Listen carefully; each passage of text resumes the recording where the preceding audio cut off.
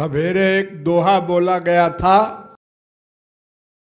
कि मन का कर्म ही कर्म है और इंद्रियों का कर्म दिखाई तो पड़ता है लेकिन उसका फल नहीं मिलता। यूं समझिए कि आप लोगों की माँ, बहन, बीबी भी खाना बनाती है आपके लिए, और बड़े बड़े आदमियों के यहाँ नौकरानी होती हैं, नौकर होते हैं, वे लोग खाना बनाते हैं। तो खाना बनाने का तरीका तो सबका एक सा है और सब उसी प्रकार का सामान भी प्रयोग में लाते हैं। कोई नौकर ऐसा नहीं करता कि चीनी की जगह नमक डाल दे, नमक की जगह चीनी डाल दे। जैसे माँ खाना बनाती है ऐसे ही नौकर नौकरानी भी खाना बनाती हैं, लेकिन भीतर से अंतर है, बाहर से नहीं दिखाई पड़ता। भीतर से क्या अंतर है? मां का मन का अटैचमेंट है।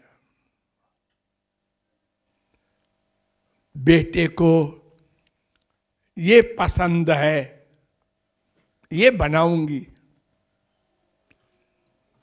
और नौकर साहब का हुक्म हुआ है खीर बनाओ, बनाओ भाई, साहब ने तो कह दिया।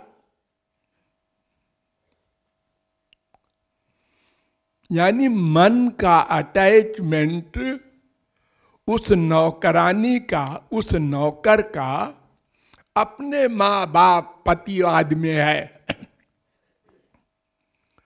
और मन युक्त कर्म कर रहा है। मन युक्त, बिना मन के कर्म नहीं होता। ये हाथ, पैर, आंख, कान, जितनी भी इंद्रियां हैं, ये मन के ऑर्डर के बाद ही काम करती हैं। मन में सब इंद्रियां होती हैं, इंद्रियों में मन नहीं होता। देखिए, आप लोग जब सपना देखते हैं तो मन के पास सब इंद्रियां होती हैं ना। ये इंद्रियां तो खाट पर है, रजाई के अंदर, और सपने में आप जो कुछ देखते हैं, सुनते हैं, सूंघते हैं, खाते पीते हैं, वो इंद्रियां कहां से आई? आपकी आंख तो बंद है, आपके पड़ोस में लेटा आदमी देख रहा है, ऊपर से रजाई है, और आप पैर से जंप कर रहे हैं, कहां कहां जा रहे हैं। यानी मन के पास इंद्रियां हैं, उसको इन इंद्रियों की जरूरत नहीं है। लेकिन इंद्रियां बिना मन के काम नहीं कर सकती। अगर मन कहीं लगा है तो इंद्रियां वर्क नहीं करेंगी। इसीलिए जब कभी आपके घर में आपकी बीबी नमक भूल जाती है और 2 बार भूल गई तो आप कहते हैं आजकल कहाँ रहता है तुम्हारा मन? यानी मन तुम्हारा कहीं और जगह रहता है, इसलिए नमक भूल जाती है। तो इन मन युक्त कर्म और मन आसक्ति युक्त कर्म, ये दो प्रकार के कर्म होते हैं।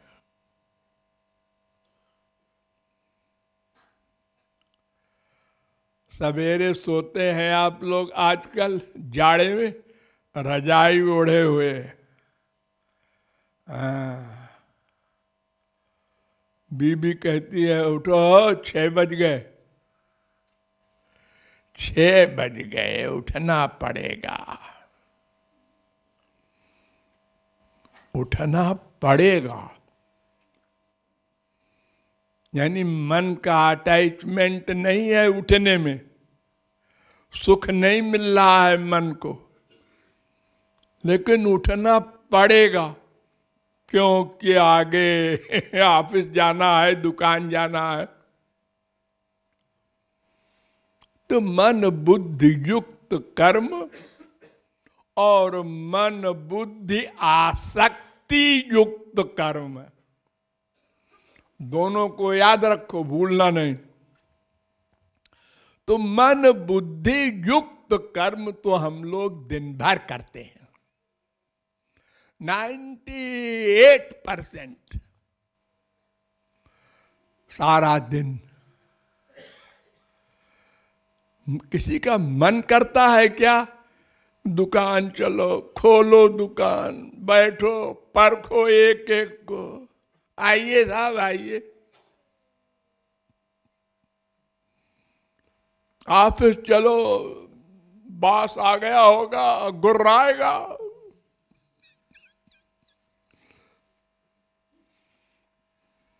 यानी मन बुद्धि युक्त कर्म दिन भर आप करते हैं। एक्टिंग कहते हैं उसी को लोग।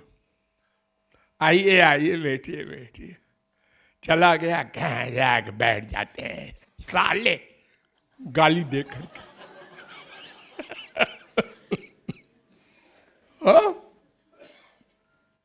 अगर वो फिर लौट आए, आओ आओ आओ भाई आओ, एक सेकंड में। तो भगवान के एरिया में मन बुद्धि आसक्ति युक्त कर्म जो होता है उसी को कर्म कहते हैं, उसी का फल मिलता है। और संसार में चाहे मन बुद्धि आसक्ति युक्त कर्म हो और चाहे मन बुद्धि युक्त कर्म हो, दोनों का एक फल। रसोईया ने बढ़िया खाना बना दिया, साहब खुश हो गया, भाई वाह क्या बढ़िया खीर बनाया है। मां ने बनाया, वहां भी यही कह दिया। नौकर ने बनाया, वहां भी यही कह दिया। दोनों के मन में क्या अंतर है, इसको साहब से क्या मतलब? अब वो कहां जानता है बेचारा, सर्वज्ञ थोड़ा ही है। लेकिन भगवान सबके अंदर बैठा रहता है ना, इसलिए वो नोट करता है कि इसने बिना आसक्ति के हरे राम कहा है, हमारे चंदन लगाया है, हमारे सामने झूठ बोल रहा है, एक्टिंग कर रहा है, त्वमेव माता च पिता त्वमेव। इसके मन का अटैचमेंट अपनी माँ में, अपने बाप में है, फिजिकल में।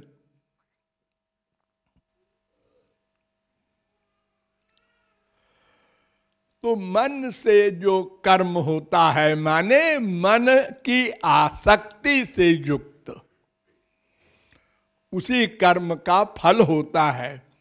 और अगर मन भगवान में चला जाए, रहे, तो कर्म करे तो भगवान का फल मिलेगा। ध्यान दो यहीं पर सब लोग, जहां मन रहेगा उसका फल मिलेगा। मन भगवान में है और कर्म संसार का कर रहा है तो भगवान का फल मिलेगा। मन संसार में है, कर्म भगवान का कर रहा है तो संसार का फल मिलेगा। 84 लाख में घूमो, बड़ी पूजा आरती किया जिंदगी भर, लेकिन मन का प्यार संसार में रहा तो जहां प्यार है मरने के बाद उसी की प्राप्ति होती है।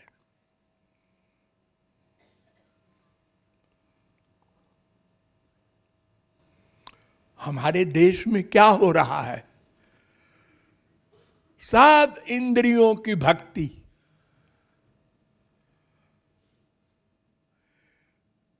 इसलिए मन शुद्ध होता ही नहीं, इसलिए करप्शन बढ़ता जा रहा है। 100 वर्ष पहले यहां जो बहुत बूढ़े हैं उनको आइडिया होगा कि जिस महकमे में करप्शन नहीं था वहां भी आज हो गया। अब पूजा पाठ कीर्तन भजन पहले से हजारों गुना आगे दिख रहा है। रेडियो से, टीवी से, अनेक प्रकार से कीर्तन भजन पूजन अनुष्ठान पाठ सब हो रहा है। और दुनिया वाले सवाल करते हैं कि तुम्हारी इंडिया में तो बड़ा भगवान का मामला चलता रहता है, फिर इतनी गड़बड़ क्यों है? तो जो चलता रहता है वो इंद्रियों से और गड़बड़ जो होती है मन से। गड़बड़ी तो मन से निकलती है ना। आइडिया पहले जो निकलेगा वो मन से निकलेगा। मन का काम है चिंतन, सोचना। तो इसलिए हमको ये सिद्धांत हमेशा याद रखना चाहिए कि भगवान संबंधी आनंद चाहिए तो फिर मन भगवान में लगाना ही पड़ेगा और वही कर्म भगवान नोट करेंगे जिसमें तुम्हारा मन भगवान में लगा रहे। लगा तुलसीदास ने कहा इन दुनिया वालों को कैसे समझावें। बहुत सोचा तो उन्होंने कहा कामी नारी पियारी जिमी लोभी प्रिय जिमी दाम। जैसे कामी अपनी कामिनी का चिंतन करता है मन से, सदा चलते फिरते उठते बैठते खाते पीते, ऐसे चिंतन करो भगवान का हर समय। वे ही हमारे हैं, वे ही हमारे हैं, वे ही हमारे हैं, भी नहीं।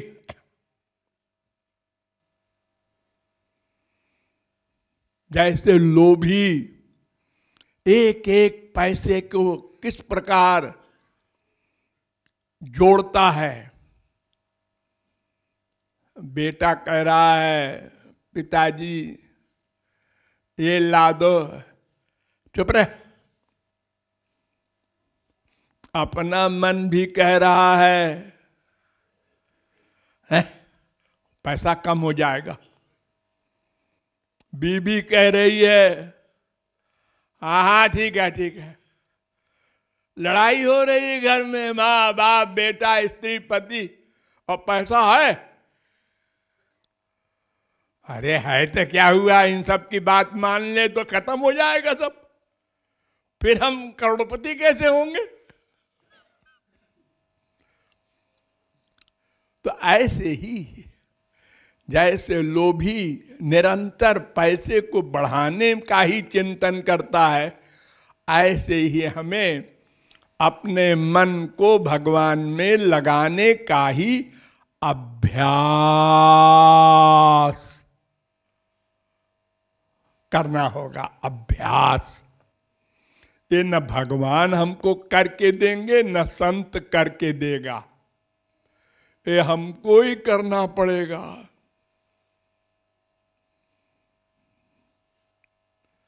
अगर भगवान और संत किसी को अधिकार होता तो संसारी क्यों रहता? एक संत संसार में आता और सब जीवों का काम कर देता। ये जो आजकल नाटक होता है ना, रुपया दे के अनुष्ठान होता है। पंडित जी अनुष्ठान कर रहे हैं मृत्युंजय का जाप, किसके लिए? दूसरे के लिए। वो बीमार है, मरे न। तो पंडित जी से पूछो, तुम भी तो नहीं मरोगे कभी, क्योंकि तुमको तो पता है तुम दूसरे को जब जिंदा रख सकते हो तो अपने आप को तो जरूर ही रखोगे।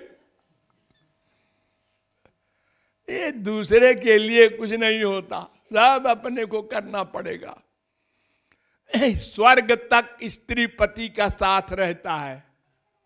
अगर स्त्री पतिव्रता है, एक बार भी पति के खिलाफ नहीं सोचा, लड़ाई नहीं किया, दुर्भावना नहीं किया, ऐसी पतिव्रता कोई है तो स्वर्ग तक उसको आधा फल मिलेगा, भगवान के यहाँ नहीं।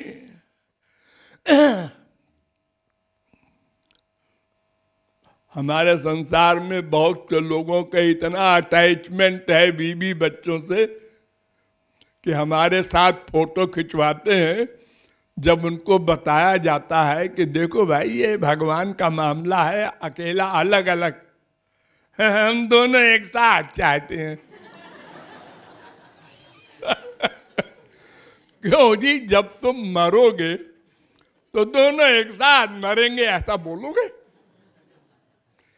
बेटे को भी लेके मरेंगे, सब लोग जहर खाओ एक साथ। हो इतना अटैचमेंट, तो भगवान के यहाँ ये सब नहीं चलेगा। एक जीवात्मा, एक परमात्मा, बस।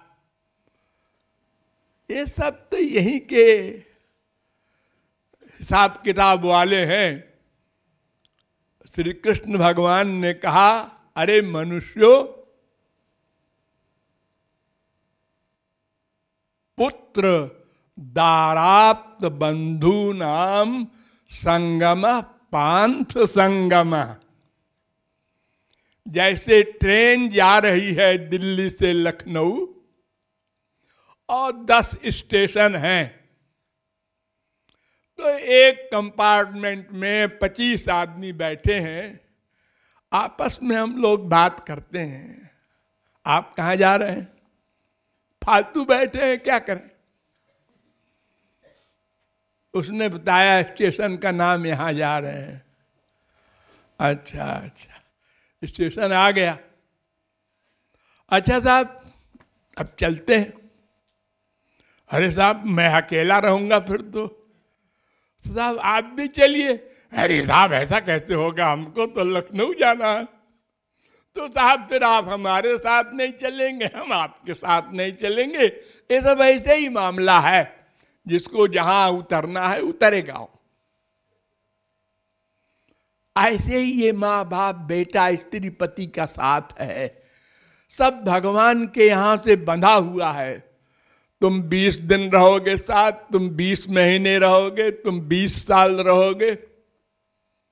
और तुम पिता हो ना, हाँ, तो तुम्हारे सामने नाती और बेटा सब मर जाएंगे, तुम सबके बाद में मरोगे। अरे ऐसा कैसे जी? उल्टा उल्टा नहीं है, तो कर्म के अनुसार फल मिलता है। तुम्हारे भाग्य में ऐसा ही है। धृतराष्ट्र ने कहा कि मेरे 100 पुत्र सब मारे गए, हम अकेले बचे अंधे। श्री कृष्ण से उसने कहा, हमने कौन सा पाप किया ऐसा? तो उन्होंने कहा, तुम्हारे अनंत जन्म हो चुके हैं पहले, सब जन्मों की याद है? नहीं, सब की तो नहीं याद है। तो फिर तुम क्या हिसाब लगा रहे हो? इसलिए अपना अपना हिसाब सोचो और अपना अपना कल्याण सोचो, अपनी अपनी साधना बढ़ाओ। अकेले आए हो, अकेले जाओगे, अकेले हिसाब होगा, और मन से ही सारे कर्म का संबंध रहेगा।